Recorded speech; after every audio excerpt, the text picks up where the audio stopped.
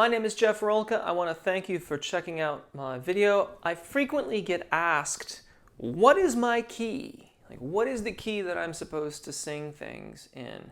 And so I'd like to address that here with a few quick pointers and ways to make that determination.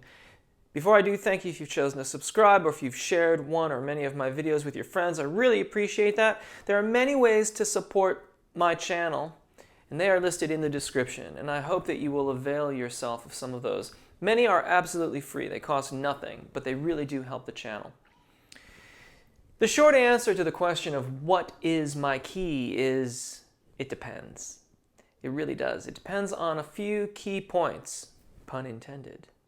And I'm going to go through those right now. Think of this more as a list of a way to find out what key a particular song that you wish to sing would be best served in. So what key am I going to put this song in? First and foremost, and this may seem kind of basic, but we're going to start at the beginning, which is figure out the key that the original is in. So whatever song you're about to sing, that you want to sing, figure out what key it's in so that you can determine where it's going to go to.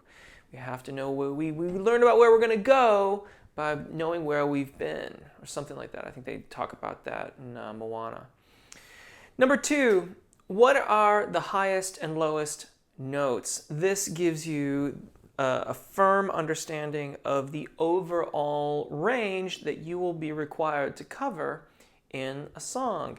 Now, fortunately, many very popular pop tunes, if it's strictly in the pop sense, they can actually have a rather limited range.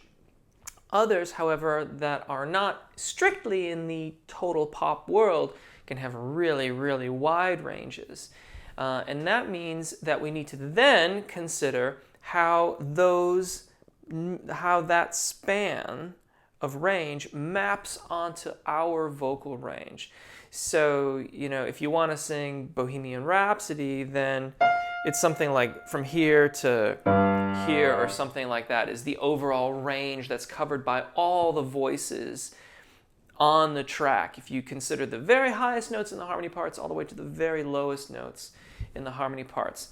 Once again, if you're only doing the melody, you're not going to record all the different harmony parts, so you probably don't have to worry about all of that stuff. Just figure out where the main melody is and how does that map onto your vocal range. The next question gets a little bit more subjective, which is consider the vibe of the tune. For example, let's say you're a baritone vocalist, but you want to cover a Beyonce tune. Well, her vocal range is quite a bit higher than when your vocal range maps. The overlap in those two ranges is going to be fairly minimal. So, even if you as a baritone vocalist had the ability to sing all of those extra octaves, which isn't entirely impossible, would it have the right vibe for the song?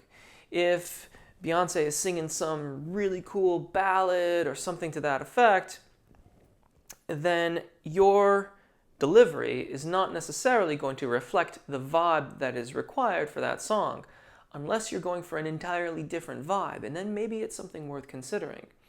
However, if you want to have a similar vibe, then we take into account the vocal range of the original artist and where we think it maps onto their vocal range. So, does it ascend over, in its original key, their secondo passaggio, or does it not?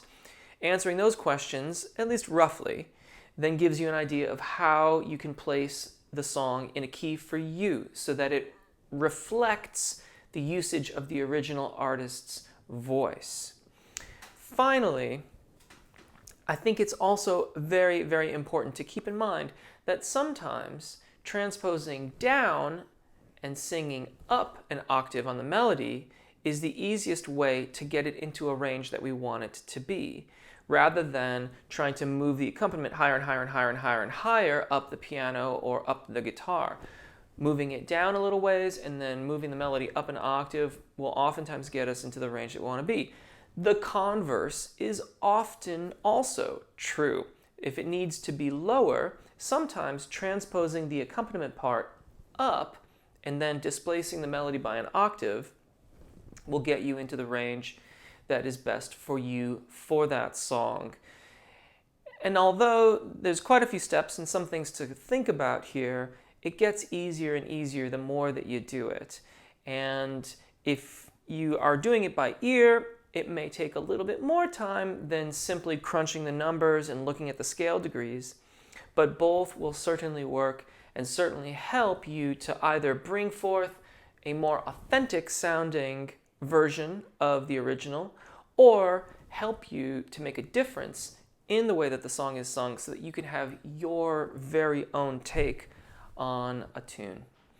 I do hope this helps. If there are questions, please get in touch via Twitter or the comments. I actually did transposition charts for an earlier video and I still have those available. So if you want just a quick visual ability to transpose, you can send an email to me via jeffrolka.com or voicelessonssf.com. and I can send those PDFs to you. There's no charge. So yeah. As always, take really good care of your voices. Enjoy singing. Hopefully we'll see you again. Bye.